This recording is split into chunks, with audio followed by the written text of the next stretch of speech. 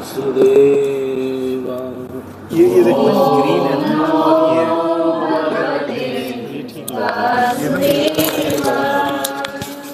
ना। इसको बंद भी करना होता है क्या? नारायणं नमस्कृत्य नरं चैव नरोत्तमं देवीं सरस्वतीं व्यासं देवीं सरस्वतीं व्यासं ततो जयमुदीरये। ततो जयमुदीरये। नष्टप्रायेषु भद्रेषु नष्टप्रायेषु भद्रेषु नित्यं भागवत सेवया नित्यं भागवत सेवया भगवतेरुत्तम श्लोके भगवतीरुक्तं श्लोके भक्तिर्भवतिर्नष्टकी। भक्तिर्भवति नष्टकी। ग्रंथराज श्रीमद्भागवतम स्कंद 1 अध्याय 5 और श्लोक संख्या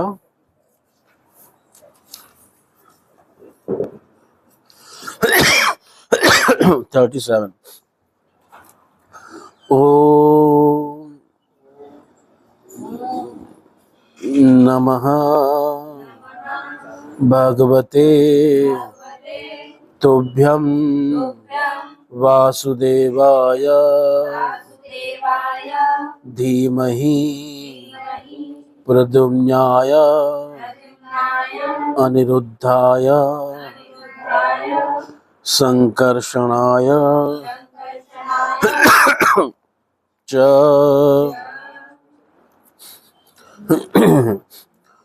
ओम नमो भगवते तुभ्यं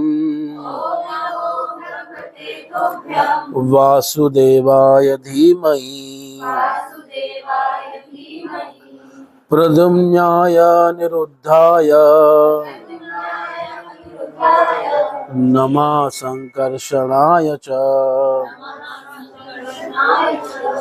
ओम नमो भगवते तुभ्यं ॐ नमो भगवते तुभ्यं वासुदेवाय धीमहि वासुदेवाय धीमहि प्रद्युम्नाय अनिरुद्धाय प्रद्युम्नाय अनिरुद्धाय नमः संकर्षणाय च। ओम नमो भगवते तुभ्यं वासुदेवाय धीमहि प्रद्युम्नाय अनिरुद्धाय नमः संकर्षणाय च। बोलिए। ओम वासुदेवाय धीमहि प्रद्युम्नाय निरोधाय नमः संकर्षणाय च। ओम नमो भगवते तुभ्यं वासुदेवाय धीमहि प्रद्युम्नाय निरोधाय नमः संकर्षणाय च। ओम नमो भगवते तुभ्यं वासुदेवाय धीमहि प्रद्युम्नाय निरुद्धाय नमः संकर्षणाय च। ओम नमो भगवते तुभ्यं वासुदेवाय धीमहि ओम नमो भगवते तुभ्यं वासुदेवाय धीमहि प्रद्युम्नाय निरुद्धाय नमः संकर्षणाय च। ओम नमो भगवते तुभ्यं वासुदेवाय धीमहि प्रद्युम्नाय निरुद्धाय नमः संकर्षणाय च।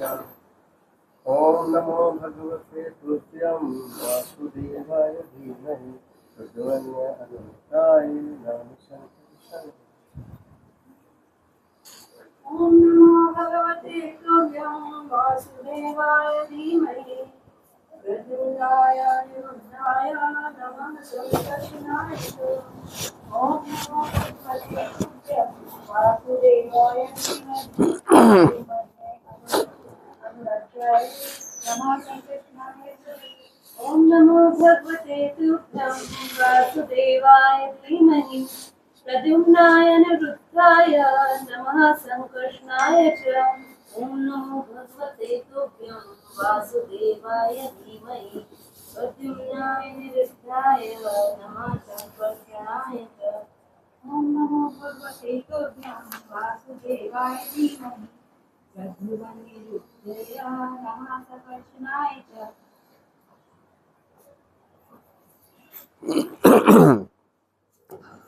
तो उसका शब्दार्थ, अनुवाद और तात्पर्य जगत गुरु श्रील प्रभुपाद महाराज जी के द्वारा श्रील प्रभुपाद महाराज जी की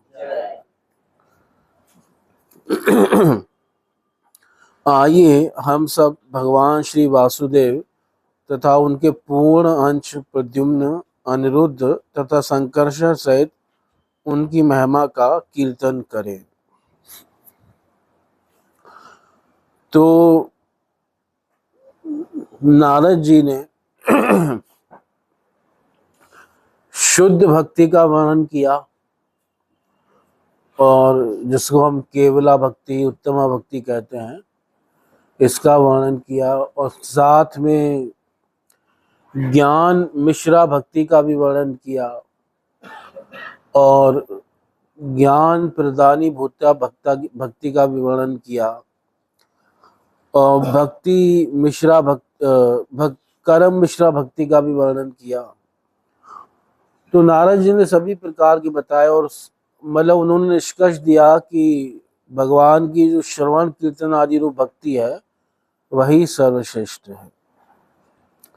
और लास्ट में उन्होंने एक कर्म योग के बारे में भी बताया और कहा कि अपने सारे कर्म किसको अर्पित कर देने चाहिए, उनको। तो उसको कहेंगे कर्म योग या भक्ति मिश्र कर्म, इस प्रकार से।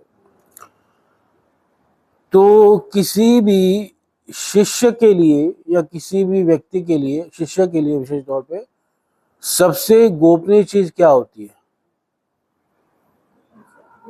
हाँ, सबसे गोपनीय चीज क्या होती है? हाँ, जो गुरु मंत्र होता है वो सबसे क्या होता है? गोपनीय होता है। पर कहते हैं कि अगर कोई शिष्य अगर योग्य हो तो गुरु से गोपनीय चीजें भी दे सकता है।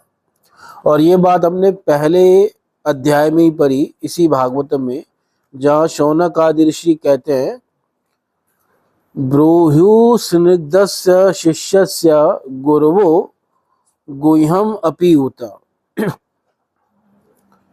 8:1-1-8 वेत्थ त्वं सौम्य तत्सर्वं तत्त्वतस्तदनुग्रहात् ब्रूह्यु स्निग्धस्य शिष्यस्य गुरवो गुह्यम अपि उत। सौम्य, हे सौम्य, ये शौनक आदि ऋषि कह रहे हैं किसको? सूत गोस्वामी को। आप सौम्य हैं और आप वो सब जानते हैं। वेत्थ त्वं तत्सर्वम, क्या सब जानते हैं? जो उन्होंने इससे पिछले श्लोकों में प्रश्न किया है, कह रहे हैं वो सब आप जानते हैं। और कैसे जानते हैं? तत्वतः जानते हैं। हाँ, तत्व के साथ जानते हैं। और कैसे आपको ये ज्ञान प्राप्त हुआ है? तद अनुग्रहात्, उन गुरुजनों की कृपा से आपको ये सब ज्ञान प्राप्त हुआ है। तो वो आप हमें भी बताइए, क्योंकि क्या होता है? ब्रूह्यु स्निग्धस्य शिष्यस्य गुरवः गुह्यम अपि उत, कि शिष्य अगर स्निग्ध हो, स्निग्ध का मतलब है, स्निग्ध का मतलब जिसमें प्रेम है, मतलब अपने गुरु के प्रति भाव है, प्रेम है ना, जो रूखा नहीं है एकदम। कई लोग होते हैं ना रूखे हैं बड़े, है ना, वो कोई बात करो क्लब जाएंगे, है ना, ऐसे नहीं, जिसमें प्रेम है, स्निग्ध है। तो उससे शिष्य गुरुजन क्या कहते हैं? गुरुवा गुह्यम अपि उत, उससे गोपनीय से गोपनीय बात भी कह देते हैं। तो अब नारद जी बता रहे हैं कि उनको जो भगवान से मंत्र प्राप्त हुआ या ब्रह्मा से जो मंत्र प्राप्त हुआ, वो मंत्र क्या था? अब वो मंत्र भी बता रहे हैं वेद व्यास को। और वो मंत्र क्या है? ओम नमो भगवते तुभ्यं वासुदेवाय धीमहि प्रद्युम्नाय अनिरुद्धाय नमः संकर्षणाय च। ये मंत्र नारद जी इस मंत्र की साधना करते हैं और ये मंत्र उनको प्राप्त हुआ नारद जी को। और ये मंत्र पांचरात्रिक मंत्र है, वैदिक मंत्र नहीं है। कौन सा मंत्र है? पांचरात्रिक। कई मंत्र वैदिक होते हैं और कई मंत्र क्या होते हैं? पांचरात्रिक होते हैं। इस प्रकार से मंत्रों में भेद है। तो इसलिए हमारे यहाँ दो प्रकार की पूजा चलती है, उपासना भी दो प्रकार की होती है, एक वैदिक उपासना और एक तांत्रिक उपासना। तंत्र से लोग गलत अर्थ लेते हैं। तंत्र का मतलब ये ऐसा नहीं कि कोई तंत्र साधना कर रहा है या कोई काला जादू कर रहा है, वो नहीं है। तंत्र भी शास्त्रों का एक ग्रुप है, उसको क्या कहते हैं? तंत्र। तो उसके हिसाब से भी भगवान की पूजा की जाती है, भगवान की साधना तपस्या की जाती है। और कई पूजा, कई साधनाएं, कई यज्ञ वेदों के हिसाब से किए जाते हैं। तो जो वेदों के हिसाब से किए जाते हैं उनको वैदिकी साधना कहते हैं, और जो तंत्रों के हिसाब से किया जाता है उनको तांत्रिक साधना कहते हैं। पर तांत्रिक शब्द हमारे यहाँ नेगेटिव में लिया जाता है कि कोई है ना तांत्रिक है जो भूत प्रेतों को वश में करा, ये मतलब नहीं होता। तांत्रिक का मतलब होता है जो तंत्रों के हिसाब से भगवान की पूजा कर रहा है, भक्ति कर रहा है। तंत्रों में कई देवताओं का वर्णन है, तो कई बार लोग और देवताओं की पूजा भी करते हैं। और कलयुग में प्रधानता किसकी है? हाँ, तंत्र मंत्र से ही कलयुग में गुजरते थे, के लिए उसकी हम लोग है ना योग्य, हाँ योग्य नहीं। कलो तंत्र प्रधान्यात, कलयुग में वेदों से ज्यादा तंत्रों की प्रधानता है। इसलिए भागवत में भी एक श्लोक है 11:5-31, निकाल सकते हैं हम ये बात समझाने के लिए। 11:5-31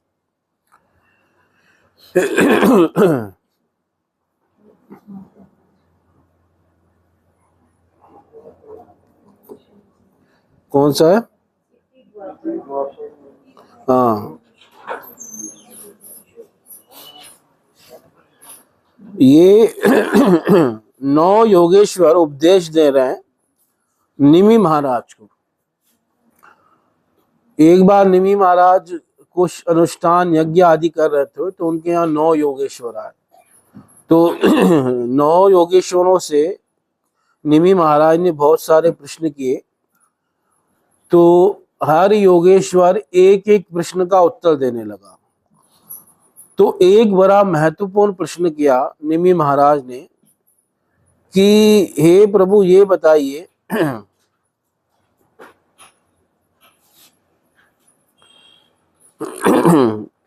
कि जो भगवान की पूजा किस युग में किस विधि से भगवान की पूजा होती है। यानी सतयुग, त्रेता, द्वापर, कलयुग 4 युग हैं। तो किस विधि से भगवान की क्या करते हैं? पूजा करते हैं, और उनका कौन सा स्वरूप होता है, और उनकी पूजा की विधि क्या होती है, उनके भक्त किस प्रकार होते हैं। तो ये सब उन्होंने जो है प्रश्न किए।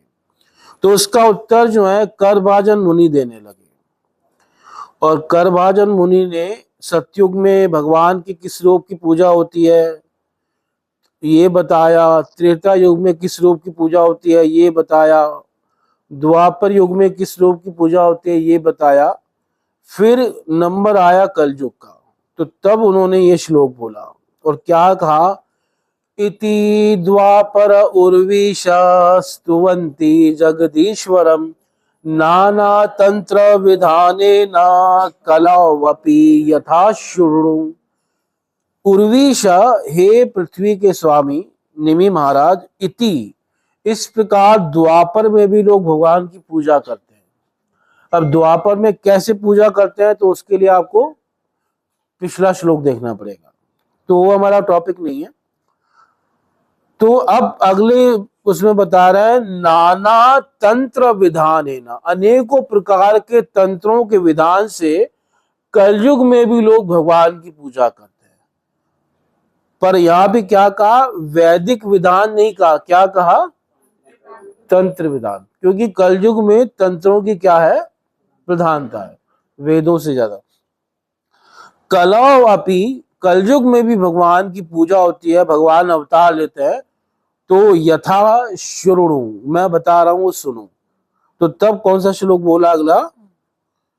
कलयुग में किसकी पूजा होती है और कैसे रूप में पूजा होती है और कौन भगवान है, तो ये वर्णन किया और कहा कृष्ण वर्णम तुषा कृष्णम संगोपांगास्त्र पार्षदम यज्ञ संकीर्तन प्राय यजंती ही सुमेधस।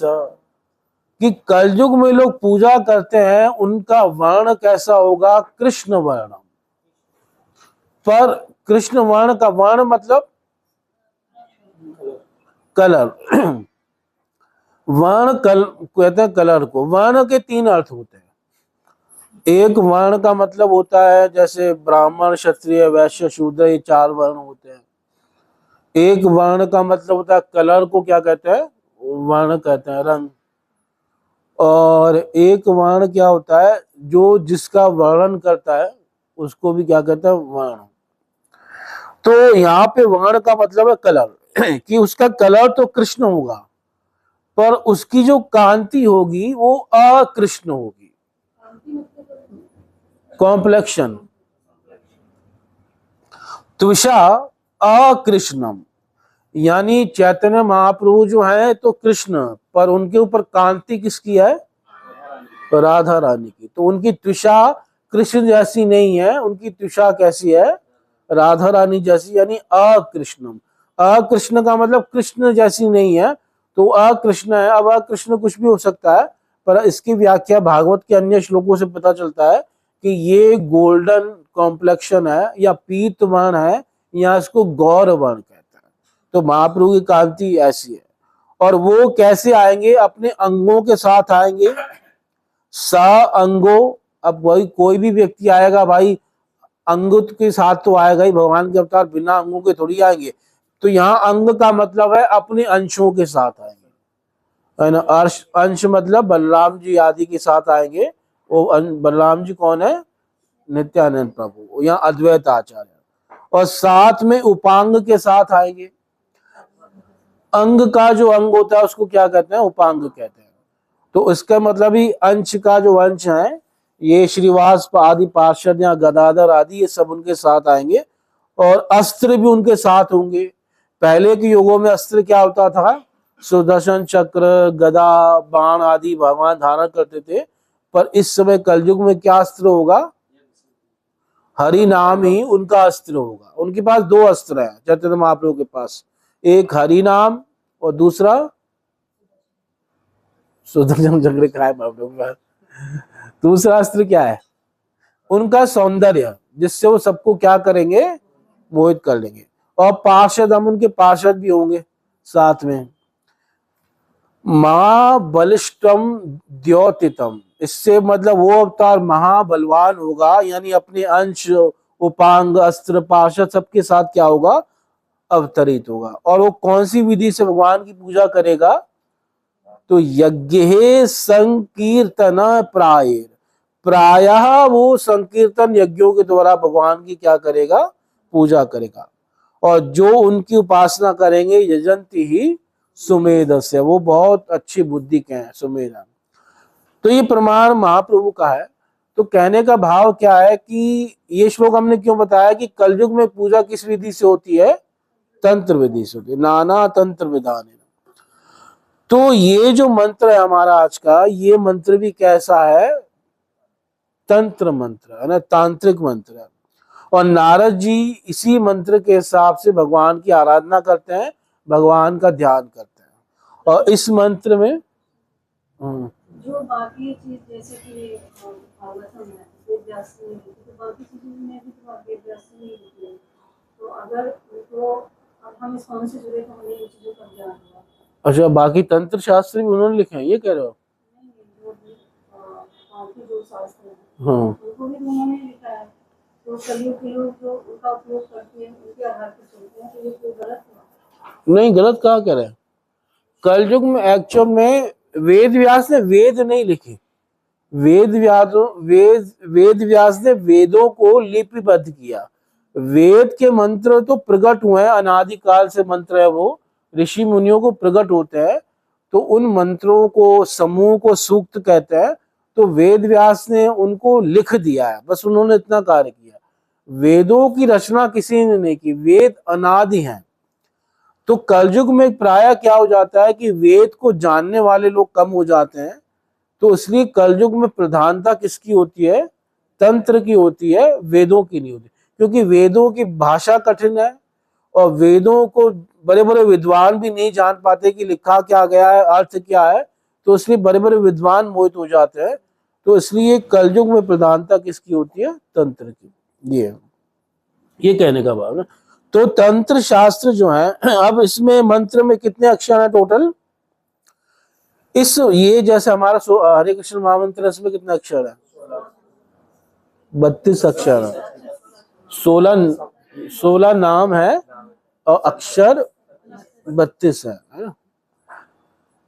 तो इसमें पर 33 अक्षर, 33, एक अक्षर इसमें एक्स्ट्रा है ना, ये वाला ओम नमो भगवते। हाँ, पांचरात्रिक मंत्र। तो इसमें मैं इस मंत्र के बारे में बता रहा हूँ कि इस मंत्र में कितने अक्षर है? 33 अक्षर है। एक अक्षर एक्स्ट्रा कौन सा है इसमें? वैसे एक श्लोक 32 अक्षरों का होता है, ओम इसमें एक्स्ट्रा है ना। वैसे अगर ओम को हटा दो तब भी ये श्लोक पूरा हो जाएगा। नमो भगवते तुभ्यं वासुदेवाय धीमहि प्रद्युम्नाय अनिरुद्धाय नमः संकर्षणाय च, है ना। ओम इसमें जो है ये, क्योंकि किसी भी मंत्र की शुरुआत किससे होती है? ओम से होती है।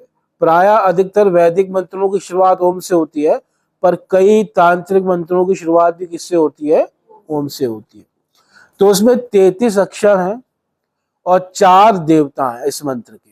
वैसे हर मंत्र का कोई देवता होता है, तो इस मंत्र के कितने देवता हैं? 4। कौन कौन से हैं?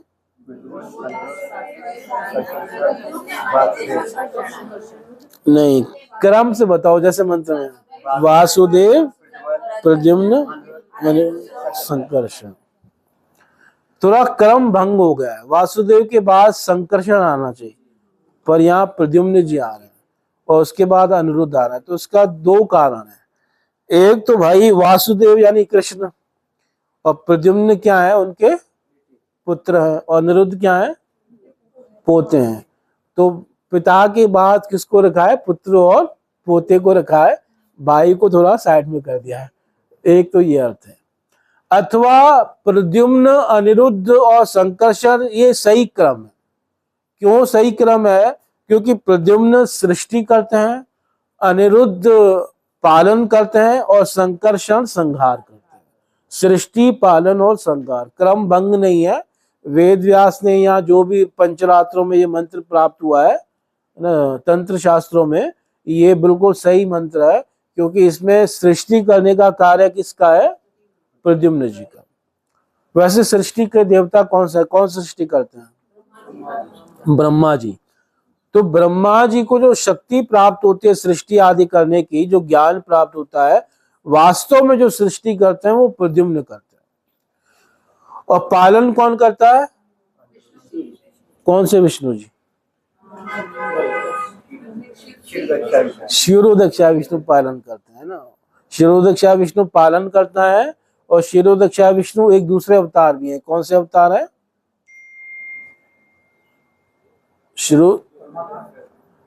हाँ, क्षीरोदक्षा विष्णु परमात्मा भी है, सबके हृदय में रहने वाले भी क्षीरोदक्षा विष्णु है, और साथ में वो पालन करता भी है।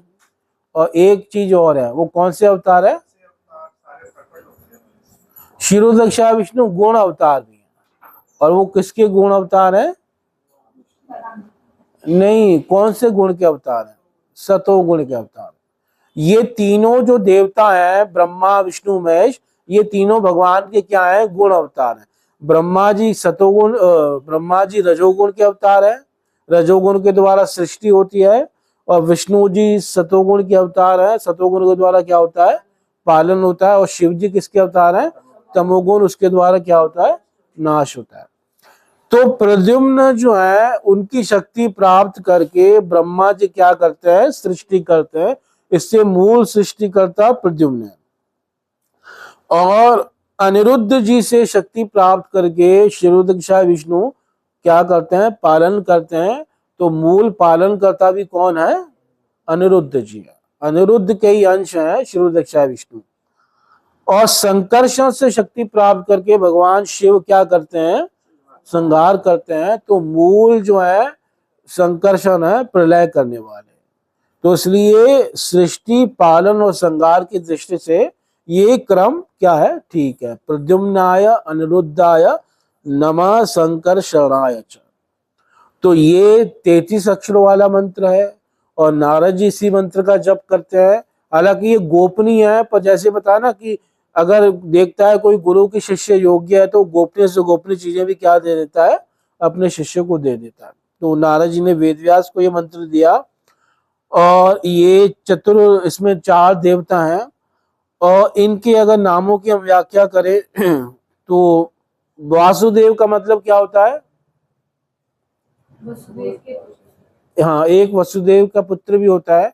पर वैसे वासुदेव का अर्थ क्या है, जो वो सब में वास करते हैं उनका नाम क्या है, वासुदेव। और ये सब जो है जब प्रणाम किया जाता है तो चौथी विभक्ति का प्रयोग होता है। इसलिए इन चारों में कौन सी विभक्ति आई है, चौथी विभक्ति आई है। चौथी विभक्ति, जब कोई शब्द अकार होता है, अकार अंत होता है, तो चौथी विभक्ति में लास्ट में जो है आय लग जाता है ना। जैसे कृष्ण भी जो है अकारांत भगवान का नाम है, शब्द। तो कृष्ण को अगर नमस्कार करना हो तो क्या हो जाएगा, कृष्ण आया।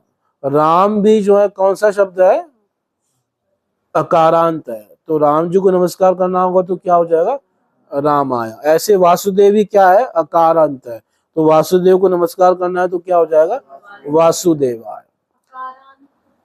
मतलब जिसका लास्ट अ से हो रहा है वो उसको कहते हैं अकारांत। तो वासुदेव के लास्ट में क्या है, अ है, अ। ऐसे कौन सा नाम है जिसके नेटिंग में तो नहीं, जैसे विष्णु, विष्णु के लास्ट में क्या है, उ। तो उकारांत में अगर नमस्कार करना हो चौथी विभक्ति में तो उसका कैसे बनेगा, हाँ, विष्णवे, है ना। जैसे मूर्खो वदति विष्णाय धीरो वदति विष्णवे उभयस्तु समम पुण्यम भावग्राही जनार्दन। अब एक व्यक्ति को संस्कृत का ज्ञान नहीं है तो वो जब भगवान विष्णु को प्रणाम कर रहा था तो उसने देखा भी जब कृष्ण को प्रणाम करते हैं तो कृष्णाय बोलते हैं, राम को प्रणाम करते हैं तो रामाय बोलते हैं, तो विष्णु को प्रणाम करेंगे तो क्या बुलाएंगे, विष्णाया। पर वो ये नहीं समझा कि विष्णु और राम का नाम अलग अलग है, क्योंकि विष्णु उकारांत है और राम कैसा है, अकारांत है। तो विष्णु को भी क्या करने लगा, विष्णाया, नमो विष्णाया।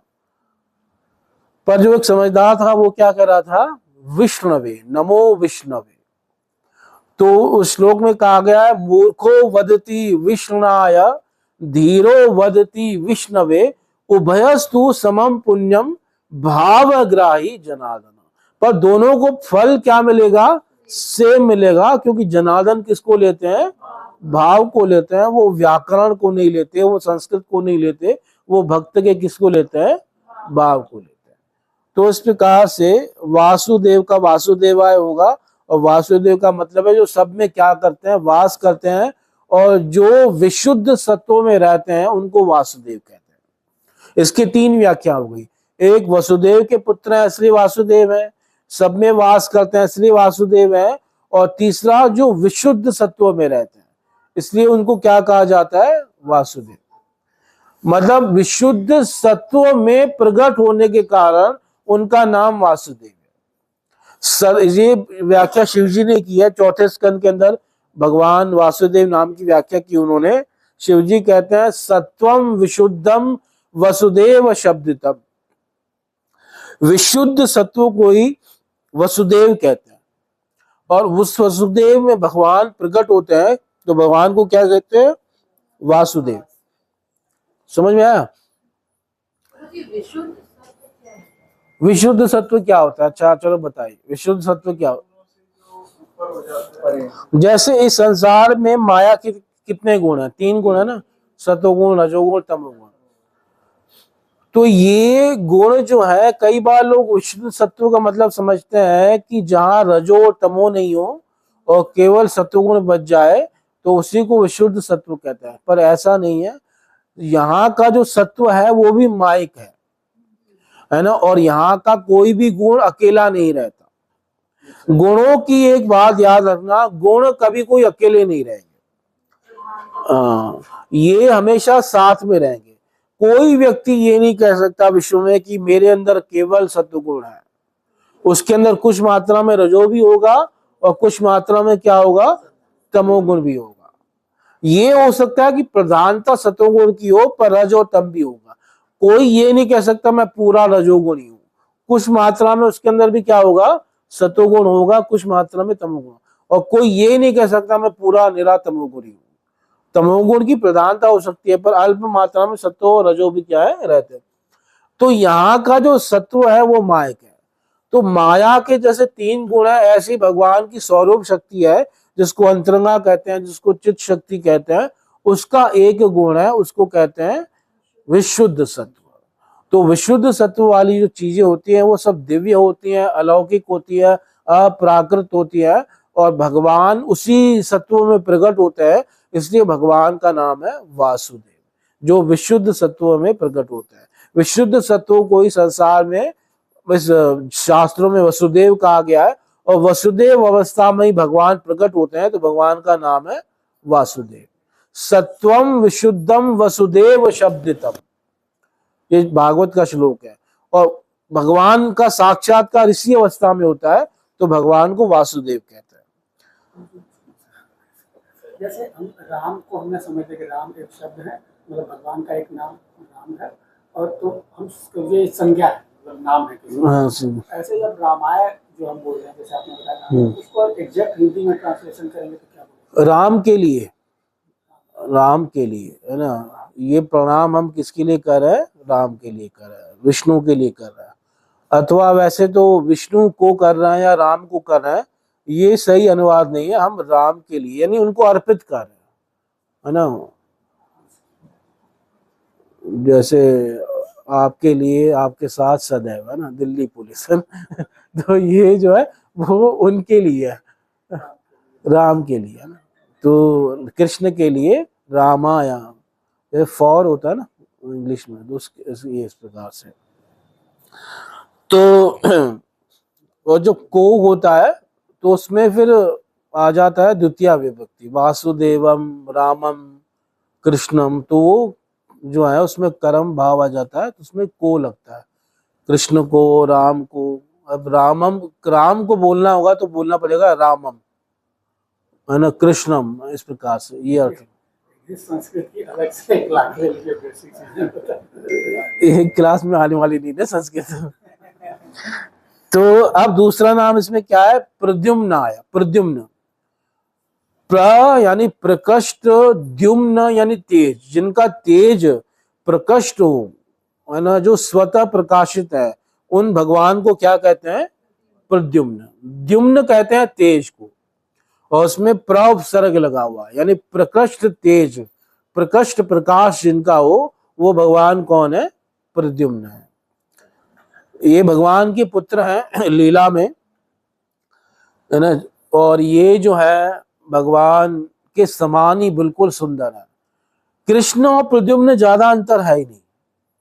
कई बार जो है प्रद्युम्न को देखकर, जैसे इनकी जो दूसरी माताएं थी वो है ना अपना मतलब शर्माने लगती थी, वो समझती थी कि हम, ये कौन है, कृष्ण है, इस प्रकार का उनका भाव हो जाता था। मतलब वो बिल्कुल कृष्ण जैसे क्या है लगते थे। और प्रद्युम्न किसके पुत्र है,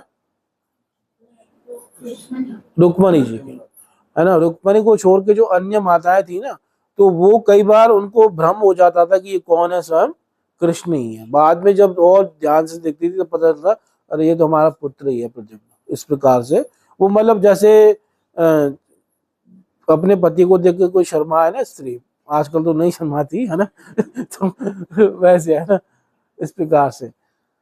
अनिरुद्ध जो है, इनको अनिरुद्ध जी को वो भी कहते हैं ना, तुम्हारा तो मन के जो अधिष्ठाता हाँ, ये चारों जो चतुर्व्यूह है ये अधिष्ठाता है, वो भी बताएंगे अभी।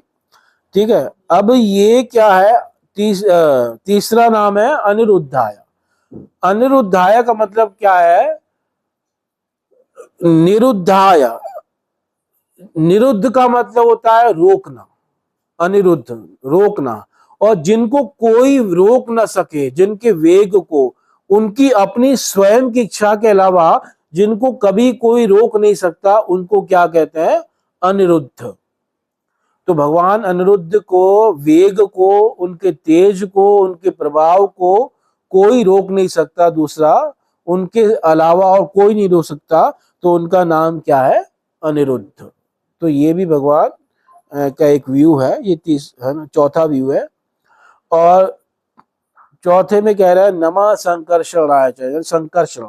संकर्षण के तो व्याख्या आप जानते होंगे। संकर्षण के कई अर्थ है, सम्यक रूप से जो खींचे किसी चीज को। कर्षण का मतलब होता है खींचना, है ना, और सम का मतलब पूर्ण रूप से। तो जो सबके पाप खींच लेते हैं उन भगवान को क्या कहते हैं, संकर्षण कहते हैं। यहां आपस में मिलाने को, कोई किसी को मिलाए उसको भी क्या कहते हैं, संकर्षण कहते हैं, मिलाकर एक कर दे। और इन्होंने किसको एक कर दिया था, लीला में, है ना, लीला में इन्होंने यदुवंशियों को, और ये जो मधुवंशी थे, यदुवंशी, यानी इन सबको उन्होंने अपने प्रेम से एक कर दिया था। क्योंकि इनके भी दो ग्रुप थे, एक यदुवंश के यादव थे जो क्षत्रिय थे, और इन्हीं का एक परिवार का हिस्सा था जो रहता था ब्रज में, जो ये क्या थे, सब नंद बाबा आदि, ये जो है वैश्य थे। तो एक ही पिता की संतान है, एक क्या बन गए, क्षत्रिय बन गए, और एक क्या बन गए, वैश्य बन गए। पर इन सबको मिलाकर एक कर दिया, यानी प्रेम में सबको बांध लिया, तो उनका नाम क्या पड़ा, संकर्षण पड़ा। तो ये सबके पापों को भी खींचते हैं और सबको मिलाते भी हैं, इसलिए इनका नाम संकर्षण है। और हमारी भी एक चीज इन्होंने मिलाई है, हमारे भीतर भी, क्या चीज बताया था पहले एक बार, है ना, याद नहीं हुआ, मुझे पता था। तो जो है हमारा, अब संकर्षण किसके अधिष्ठाता है, देखो ये चार व्यू है ना, वासुदेव, प्रद्युम्न, अनिरुद्ध और संकर्षण, या वासुदेव, संकर्षण, प्रद्युम्न, अनिरुद्ध।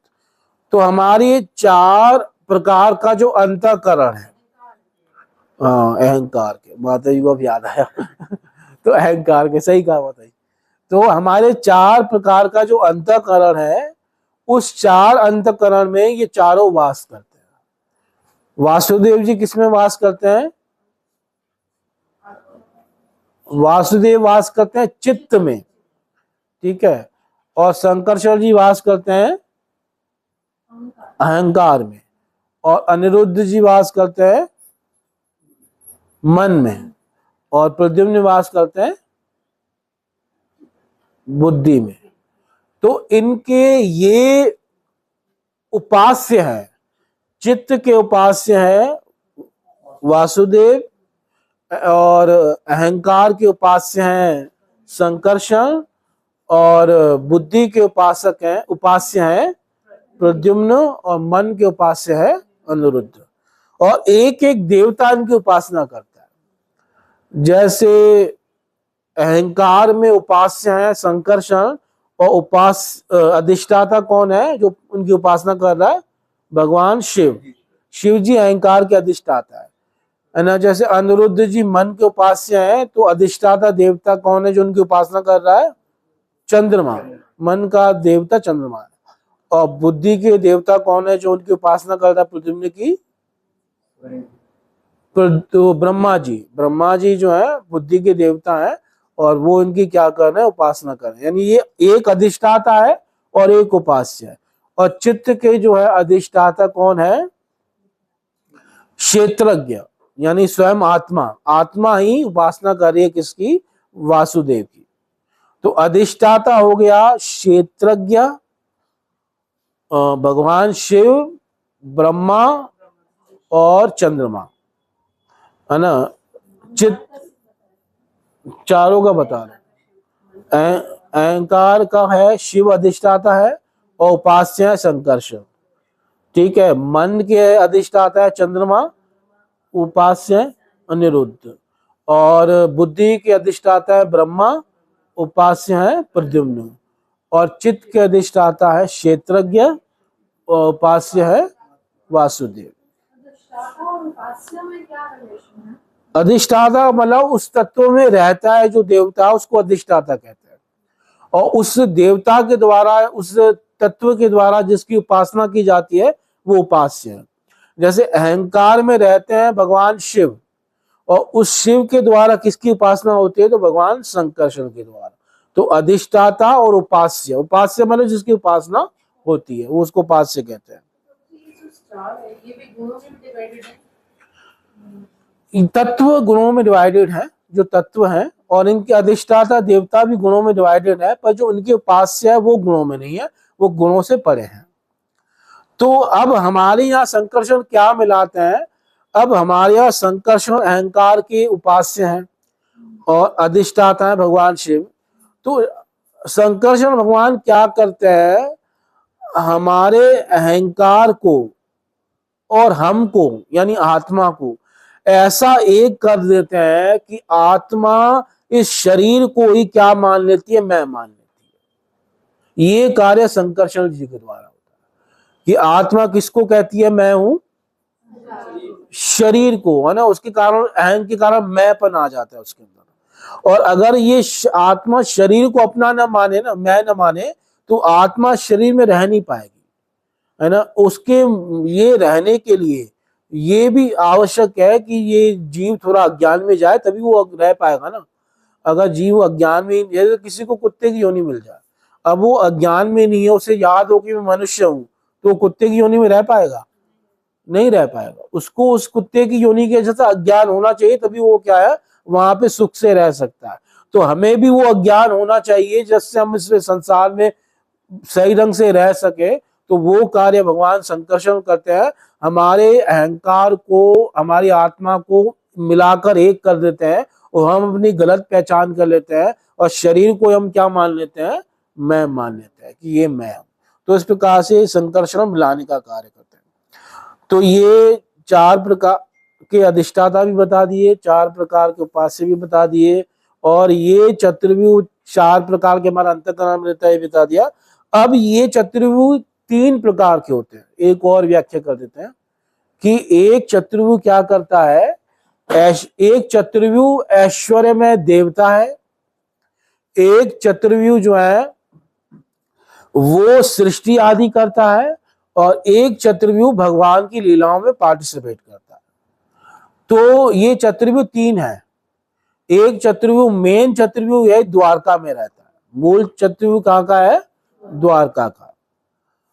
और उसके बाद दूसरा चतुर्व्यूह है वैकुंठ का, और तीसरा चतुर्व्यूह है जगत का। ये 3 जगह रहते हैं। तो जब ये द्वारका में रहते हैं तो ये भगवान की लीलाओं में क्या करते हैं, पार्टिसिपेट करते हैं, भगवान की लीलाओं में सहायता करते हैं। तो जैसे वासुदेव, संकर्षण, प्रद्युम्न, अनिरुद्ध, ये सब जो है, वासुदेव स्वयं भगवान है, और संकर्षण, प्रद्युम्न, अनिरुद्ध उनकी लीलाओं में क्या कर रहे हैं, सहायता कर रहे हैं, मतलब लीला भी करता है चतुर्व्यूह। और ये चतुर्व्यूह राम जी के रूप में भी प्रकट होता है। वहां राम, लक्ष्मण, भरत, शत्रुघ्न, वहां पे भी चतुर्व्यूह क्या कर रहा है, लीला कर रहा है। और दूसरा चतुर्व्यूह वैकुंठ में रहता है ना। द्वारका के चतुर्व्यूह का अंश चतुर्व्यूह वैकुंठ में रहता है, और वहां ऐश्वर्य भाव से रहता है। वासुदेव, संकर्षण, प्रद्युम्न, अनिरुद्ध वहां ऐश्वर्य के देवता है ना। 4 वैकुंठ की 4 दिशाओं के 4 देवता है। मूल वैकुंठ के अधिपति भगवान नारायण है, और ये 4 देवता 4 दिशाओं में रहते हैं, वहां ऐश्वर्य के रूप में रहते हैं, ऐश्वर्य का आस्वादन करते हैं। और द्वारका में जो चतुर्व्यूह है वो लीला करता है, लीला में भगवान की सहायता करता है। और वही चतुर्व्यूह जो है राम रूप में भी प्रकट होता है ना। ये चतुर्व्यूह हर समय जब भी भगवान अवतार लेते हैं प्रकट होता है। कई बार ये 4 रूपों में प्रकट होता है, कई बार 2 रूपों में प्रकट होता है, कई बार 1 रूप में प्रकट होता है। हाँ, गौ लीला में भी है चतुर्व्यूह। जैसे शंकरषण जी हैं, और आपके क्या है वो भी है। संकर्षण जी क्या है? नित्यानंद प्रभु है। और वासुदेव कौन है? चैतन्य महाप्रभु है। और नित्यानंद प्रभु को जो पुत्र है वो आगे चल के प्रद्युम्न अनिरुद्ध के अवतार बताएगा इस प्रकार से। अब ब्रज में भी चतुर्व्यूह है, पर वहां पे सिर्फ 2 रूपों में है। किस रूप में? कृष्ण और बलराम के रूप में, है ना। कहीं कहीं ये 2 रूपों में प्रकट होता है, कहीं कहीं ये 4 व्यूह में प्रकट होता है, कहीं कहीं ये 1 रूप में ही प्रकट हुआ है। जैसे वामन, नरसिंह आदि में ये 1 रूप में प्रकट हो गया, ये चतुर्व्यूह 1 करके प्रकट हो गया। तो इस प्रकार से चतुर्व्यूह, ये पहला मूल चतुर्व्यूह द्वारका का है, दूसरा चतुर्व्यूह वैकुंठ का है, और तीसरा चतुर्व्यूह जगत में प्रकट होता है जो सृष्टि आदि करता है। तो उसमें संकर्षण के अंश हो जाते हैं आपके कारणों दक्षा विष्णु, महाविष्णु, और प्रद्युम्न के अंश हो जाते हैं गर्भोदक्षा विष्णु, और अनिरुद्ध के अंश क्या हो जाते हैं? शिरोदक्षा विष्णु, है ना। और वासुदेव इन सबको जो है सृष्टि करने की प्रेरणा देते हैं एक अंश से, एक रूप से। तो इस प्रकार से तीनों जो है क्या करते हैं? चारों मिलकर सृष्टि करते हैं। वासुदेव, प्रद्युम्न, अनिरुद्ध, संकर्षण, यानी महाविष्णु, कालदक्षा विष्णु, गर्भदक्षा विष्णु और शिरोदक्षा विष्णु, इस रूप में क्या करते हैं? ये चतुर्व्यूह सृष्टि आदि करता है। ठीक है, तो मैं इसका तात्पर्य बता देता हूँ, फिर विराम देंगे। तात्पर्य: पांचरात्र के अनुसार भगवान श्री नारायण ईश्वर के समस्त विस्तारों के आदि कारण हैं। ये विस्तार हैं श्री वासुदेव, संकर्षण, प्रद्युम्न तथा अनिरुद्ध। श्री वासुदेव तथा संकर्षण मध्य में बाएं दाएं आसीन है। अब प्रभुपाद जी बता रहे कि कौन कैसे विराजमान है। वासुदेव, संकर्षण कहाँ है? बाएं और दाएं विराजमान है, मध्य में, मतलब उनके बीच में वो दोनों है, उनके इस तरफ जो है प्रद्युम्न अनिरुद्ध है। तो मध्य का मध्य से सेंटर में वो दोनों है, वासुदेव और संकर्षण। जैसे हम वो कहते हैं ना कि बलराम जी कहाँ रहते हैं हमेशा? कृष्ण के राइट साइड में, है ना। हाँ, दक्षिणे निताई वामे गदाधर, इस प्रकार से रहते हैं। बाएं दाएं से प्रद्युम्न संकर्षण के दाएं हैं, अब प्रद्युम्न जी संकर्षण के दाहिनी ओर खड़े हैं, और अनिरुद्ध श्री वासुदेव की बाईं ओर आसीन है। अब ये चित्र अपने मन में बना लेना, ठीक है। इस प्रकार ये चारों विग्रह आसीन रहते हैं। ये चारों भगवान श्री कृष्ण के चतुर्व्यूह रूप में जाने जाते हैं। यह एक वैदिक मंत्र है जो ओमकार प्रणव से प्रारंभ होता है। इस प्रकार इस मंत्र को ओम नमो धीमहि के रूप में दिव्य उच्चारण कीर्तन द्वारा स्थापित किया जाता है। वो धीमहि वाला आगे आएगा, जहां नारद जी बताएंगे अगले श्लोक में। तात्पर्य यह है कि कोई भी काम, चाहे वह सकाम कर्म के क्षेत्र में हो या ज्ञान के क्षेत्र में हो, जिसका परम लक्ष्य परमेश्वर की दिव्य अनुभूति नहीं होता, व्यर्थ माना जाता है। इसलिए श्री नारद मुनि ने अपने निजी अनुभव के आधार पर अनन्य भक्ति में सेवा की प्रकृति की व्याख्या की, जिसमें प्रगतिशील भक्ति कार्यों की क्रमिक विधि से श्री भगवान तथा जीव के मध्य अंतरंग संबंध विकसित किया जाता है। श्री भगवान के लिए दिव्य भक्ति की ऐसी प्रकृति का अंत श्री भगवान की प्रेममयी सेवा में होता है, जिसे प्रेमा कहते हैं, प्रेम भक्ति कहते हैं, और जो अपनी दिव्य विविधताओं में रस कहलाती है। यही प्रेम भक्ति में जब और भक्ति आगे बढ़ती है तो वो किस रूप में बदल जाती है? रस रूप में। ऐसी भक्ति मिश्रित रूपों में भी संपन्न होती है, यानी कई बार मिश्रित रूप में भी, ज्ञान मिश्रित हो गया, कर्म मिश्रित हो गया, तो ऐसी भी भक्ति होती है। जैसा कि सकाम कर्म या इंद्रिय जनित दार्शनिक मनोकल्पनाओं के साथ मिश्रित होकर। अब जिस प्रश्न को शौनक आदि ऋषियों ने उठाया था और जिसका संबंध गुरु के माध्यम से श्रील सूत जी की उपलब्धि के गुह्य अंश से था, उसकी व्याख्या 33 अक्षरों वाले इस मंत्र का उच्चारण करके की गई है। यानी वही जो मैंने बताया था ना कि शौनक आदि ऋषियों ने कहा था गुरुजन गोपनीय से गोपनीय बात बता देते हैं, वही बात प्रभुपाद जी कह रहे हैं। यह मंत्र 4 विग्रहों को, यानी 4 देवता है इसके, जैसे मैंने बताया 33 अक्षर है और 4 देवता है। यह मंत्र 4 विग्रहों को अर्थात श्री भगवान को उनके पूर्ण अंशों के सहित संबोधित है। केंद्रीय विग्रह तो भगवान श्री कृष्ण है, यानी वासुदेव है, क्योंकि ये पूर्ण अंश उनके अंग रक्षक हैं। इस उपदेश का गुह्यतम अंश है कि मनुष्य को श्री भगवान के विभिन्न अंशों वासुदेव जी, संकर्षण, प्रद्युम्न तथा अनिरुद्ध सहित पूर्ण पुरुषोत्तम भगवान श्री कृष्ण की महिमा का निरंतर कीर्तन तथा स्मरण करना चाहिए। ये विस्तार अन्य समस्त रूपों यथा विष्णु तत्व या शक्ति तत्वों के मूल विग्रह रूप है।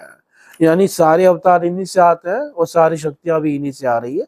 तो ये भगवान का कृष्ण से उत्पन्न होने वाला ये पहला जो है चतुर्व्यूह है, इस प्रकार से ये। ठीक है, हरे कृष्ण। हाँ बोलो, हाँ बोलो।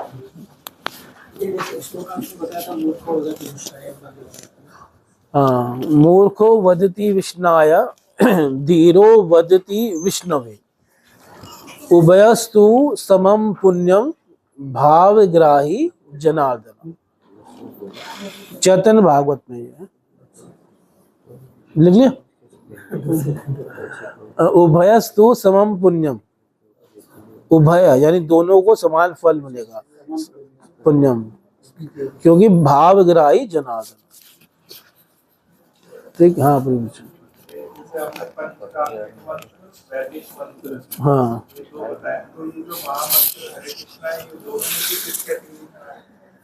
एक्चुअल में जो ये हरे कृष्ण महामंत्र है ये वैदिक भी है और तांत्रिक भी है। ये वेदों में भी प्राप्त होता है, जैसे कली संतरण उपनिषद में ये मंत्र प्राप्त होता है, और कली संतरण उपनिषद वेद है, वेद का ये उपनिषद वेदों के अंदर आते हैं, और ये कई तंत्रों में भी प्राप्त होता है, कई तंत्र शास्त्र उनमें भी प्राप्त होता है। तो ये वैदिक भी और तांत्रिक भी दोनों हैं। जैसे आपने कहा ना सारे मंत्र गुह्य होते हैं, डिस्क्लोज नहीं किए जाते हैं, महामंत्र जो है महाप्रभु की आज्ञा से डिस्क्लोज किया हुआ सभी। एक्चुअल में जो ओम आदि जिन मंत्रों में आ जाता है ना, वो मंत्र नहीं बताए जाते, पर जिसमें भगवान के नाम है वो मंत्र बता सकते हैं, वो बता सकते हैं, वो जप भी कर सकते हैं, वो कीर्तन भी कर सकते हैं भगवान के नामों वाला।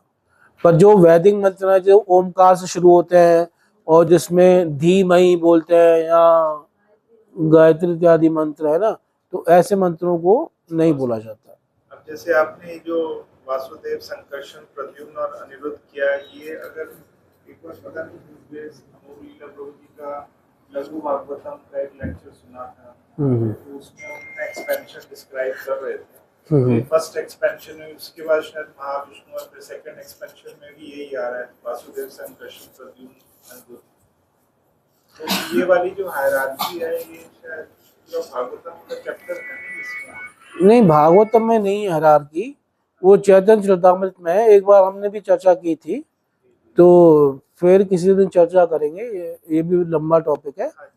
तो ये मतलब ये है कि देखो मूल है कृष्ण बलराम जो ब्रज में है, उनसे द्वारका का चतुर्व्यूह आता है जिसको वासुदेव, संकर्षण, प्रद्युम्न, अनिरुद्ध कहते हैं। फिर द्वारका के चतुर्व्यूह से वैकुंठ का चतुर्व्यूह आता है, और वहां पे वैकुंठ के चतुर्व्यूह में जो संकर्षण है उनको कहते हैं, जो द्वारका के संकर्षण है उनको कहते हैं महा और मूल संकर्षण, और जो वैकुंठ में संकर्षण है उनको कहते हैं महासंकर्षण। और फिर उन महासंकर्षण से इस जगत में प्रकट होते अवतार लेते हैं महाविष्णु, जिनको कारणोदक्षाय विष्णु कहते हैं। ये वाला कभी क्योंकि बहुत कॉम्प्लिकेटेड। हाँ, और तो दूसरा ये जो आपने अभी उनके पुत्र का जिक्र किया, तो ये यहाँ की लीलाओं के हिसाब से पुत्र, अदरवाइज तो ये एक्सपेंशन तो एवरग्रीन है। हाँ, ये मतलब लीला की दृष्टि से पुत्र है, क्योंकि चतुर्व्यूह मैंने कहा ना, लीला भी करता है, सृष्टि भी करता है, और ये ऐश्वर्य के रूप में एक देवता भी है। 3 रूपों में चतुर्व्यूह की उपलब्धि होती है। अच्छा, और एक अंश, उपांश, अंश का अंश को उपांश कहते हैं। और पार्षद क्या होगा? श्रीवास आदि पार्षद हो गए। नहीं, मतलब ये अंश, उपांश और पार्षद, ये 3 चीजें हो गई। अंश नित्यानंद प्रभु, और अद्वैत आचार्य उपांश, और श्रीवास आदि पार्षद, जो उससे अलग हो उसको बिनांश कहते हैं। ये तो आपने एग्जांपल दिए, मैं पूछना चाह रहा था कि अंश हो गए उपांश। हाँ, जो नमकीन रखा हुआ है ना, पार्षद वो होते हैं जो अंश भी नहीं है और पांच भी नहीं है, जो अलग हैं, वो पार्षद कहलाते हैं। ये जैसे कितने हमें अद्वैत आचार्य तो उन्हीं के अंश है ना, अंश और उपांश है। तो जैसे माता जी ने बोला विनाश है, हाँ, मतलब जो अलग है उनसे, वो पार्षद कहलाएंगे। पार्षद मतलब होता है एसोसिएट, मतलब जो उनके समूह में रहने वाले हैं, तो वो उनसे अलग हो सकता है। हाँ स्वांश है, भिन्नांश की तो नहीं, भिन्नांश में नहीं आ गए। मतलब ये भगवान के नित्य पार्षद हैं, ये भी स्वांश की एक अभिव्यक्ति है, पर ये उनसे अलग है ना, ये है नित्य सिद्ध वो वाले। हाँ ये है। और वैसे कई बार पंच तत्वों को कृष्ण का ही विस्तार माना गया कि एक ही कृष्ण, एक ही महाप्रभु पांच रूपों में विराजमान है, तो इस प्रकार से कई बार अलग नहीं भी किया जाता। पर पार्षद का मतलब होता है जिनमें शक्ति थोड़ी कम है, जो अलग रूप में विराजमान है, वो पार्षद कहे जाते हैं। इसलिए कहा गया ना, एक महाप्रभु आर प्रभु दुई जन, दुई प्रभु सेवे महाप्रभु रचन। इसमें एक महाप्रभु है और दो प्रभु हैं। दो प्रभु कौन से हैं? नित्यानंद प्रभु और अद्वैत प्रभु, अद्वैत आचार्य है ना। दुई प्रभु सेवे महाप्रभु रचन, तो वो दो प्रभु भी किसके सेवन कर रहे हैं? महाप्रभु का। यानी ये तीनों अवतार हैं, है ना। ये बाकी जो है वो अवतार नहीं है, वो भगवान की शक्ति का विस्तार है। जैसे गदाधर जी भी शक्ति हैं और श्रीवास भी शक्ति हैं, पर वो अवतार कैटेगरी में नहीं आएंगे। ये तीन ही अवतार माने जाएंगे, इसलिए तीनों प्रभु हैं। ये प्रभु जी, जैसे आपने कहा ये पंचरात्रिक मंत्र है, और यहाँ पे तात्पर्य में श्रील प्रभुपाद कह रहे हैं कि एक वैदिक मंत्र है जो ओंकार प्रभाव से प्रारंभ होता है।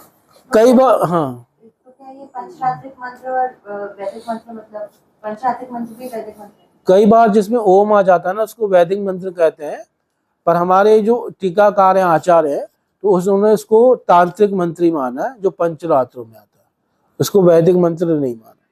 कई बार कुछ लोग कहते हैं कि ओम से जो शुरू हो रहा है वो सब वैदिक मंत्र है, तो पर हमारे आचार्य जो पूर्ववर्ती आचार्य है, उन्होंने इसको तंत्रों का मंत्र ही माना है अपनी टीकाओं में।